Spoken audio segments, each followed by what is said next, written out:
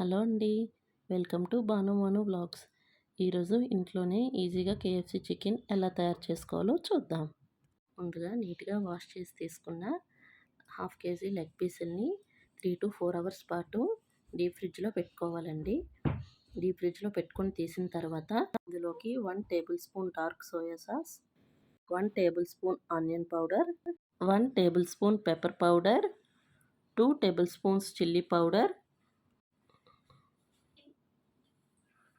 1 teaspoon garlic powder వేసుకొని బాగా కలుపుకొని దీన్ని ఒక అల్యూమినియం ఫాయిల్ కవర్తో కవర్ చేసుకోవాలండి.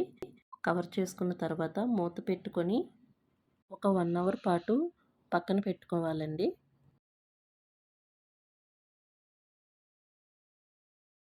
ఇప్పుడు మనం ఇంకో బౌల్ తీసుకొని ఇందులోకి 250 గ్రామ్స్ మైదా పిండిని యాడ్ చేసుకోవాలండి. తర్వాత 100 గ్రాముల కార్న్ ఫ్లోర్ యాడ్ చేసుకోవాలి. రుచికి సరిపడా ఉప్పు యాడ్ చేసుకున్న తర్వాత ఇందులోకి 2 table spoon chilli powder add చేసుకోవాలండి. 1 table spoon pepper powder, 1 table spoon garlic powder, 1 table spoon onion powder, 1 table spoon mixed హర్బ్స్ని యాడ్ చేసుకొని బాగా మిక్స్ చేసుకోవాలండి. ఇవి మనకి ఇటాలియన్ ఫ్లేవర్ని ఇస్తాయి. ఇప్పుడు మనం మ్యారినేట్ చేసి పెట్టుకున్న చికెన్ని తీసుకోవాలి. చూసారు కదండి, చికెన్ బాగా మ్యారినేట్ అయింది. ఇప్పుడు ఈ చికెన్ పీసులకి మనం కలిపిన పిండి మిశ్రమాన్ని బాగా పట్టించుకోవాలండి. ఫింగర్స్తోనే కలుపుతూ ఉండాలండి, అప్పుడే వాటికి పిండి బాగా పడుతుంది. ఇలా బాగా కలుపుకున్న తర్వాత ఈ లెగ్ పీసెస్ అన్నింటినీ కూడా ఒకదాని తర్వాత మరొకటిని ఒక 30-40 సెకండ్స్ ఐస్ వాటర్లో డిప్ చేయాలండి.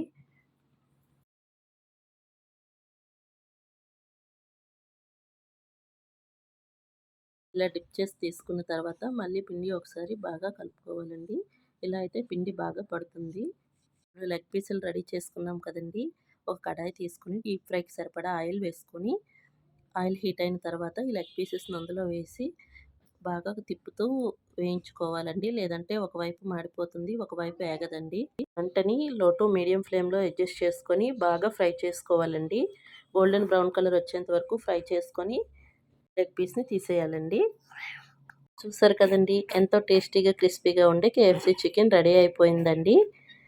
మీరు కూడా ట్రై చేయండి. చిన్నపిల్లలు కూడా చాలా ఇష్టంగా తింటారండి. రుచి చూడడానికి దొరికెరా